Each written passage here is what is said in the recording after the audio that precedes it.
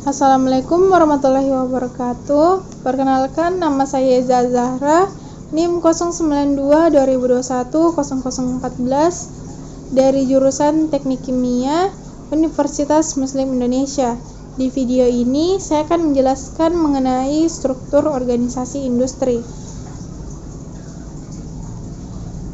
Yang pertama, apa sih struktur organisasi itu? Struktur organisasi merupakan suatu garis hierarki yang mendeskripsikan berbagai komponen yang menyusun suatu perusahaan, di mana setiap individu atau sumber daya manusia pada lingkup perusahaan tersebut kemudian memiliki posisi dan fungsinya masing-masing. Selanjutnya, apa manfaat dari struktur organisasi? Struktur organisasi bermanfaat agar setiap karyawan mengetahui alur hubungan kinerja dengan jelas, mulai dari batas tanggung jawab masing-masing posisi hingga waktu, cara, dan orang yang tepat untuk berkolaborasi agar memudahkan pelaksanaan kerja. Selanjutnya, apa fungsi dari struktur organisasi? Struktur organisasi merupakan sistem diagram yang menggambarkan posisi karyawan dalam suatu perusahaan. Struktur ini berfungsi agar aktivitas atau pekerjaan dapat dilakukan secara teratur, agar tujuan perusahaan dapat tercapai. Lalu, mengapa suatu perusahaan industri wajib memiliki struktur organisasi? Ketika sebuah perusahaan berencana menjadi perseroan terbatas atau yang biasa disebut dengan PT, struktur organisasi perusahaan harus dirancang sebelumnya. Hal ini agar memudahkan perusahaan untuk merekrut dan menempatkan orang-orang yang berkompeten di bidang-bidang tertentu yang dibutuhkan oleh suatu perusahaan.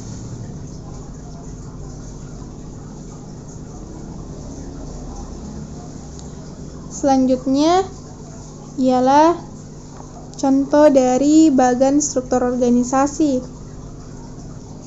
Dilihat untuk bagian pertama, terdapat bagian atau posisi direktur.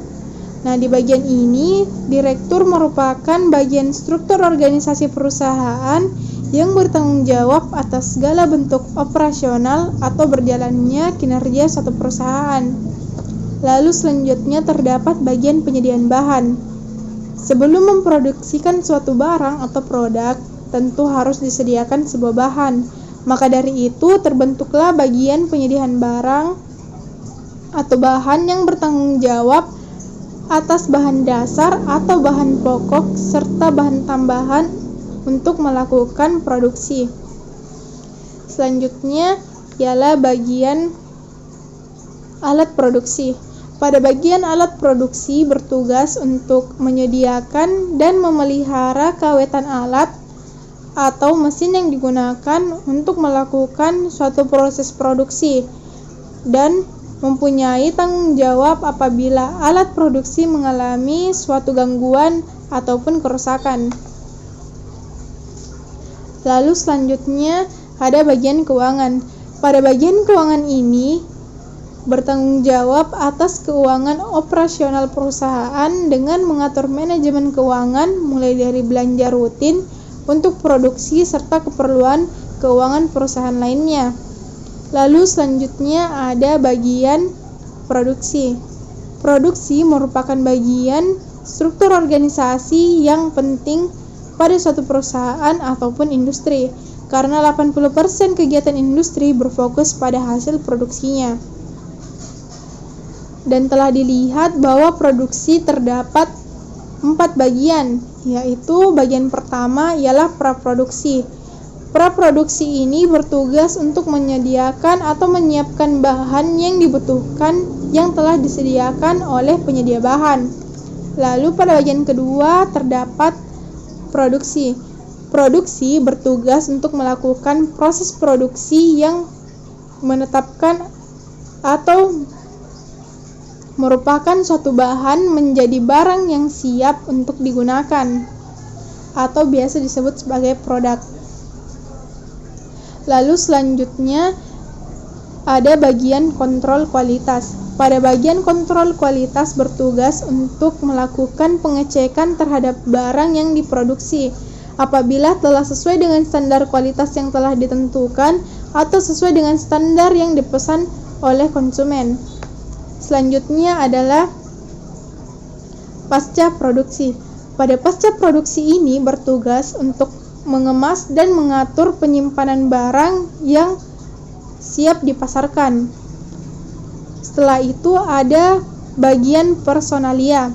Pada bagian personalia ini atau biasa disebut dengan human resource atau HR.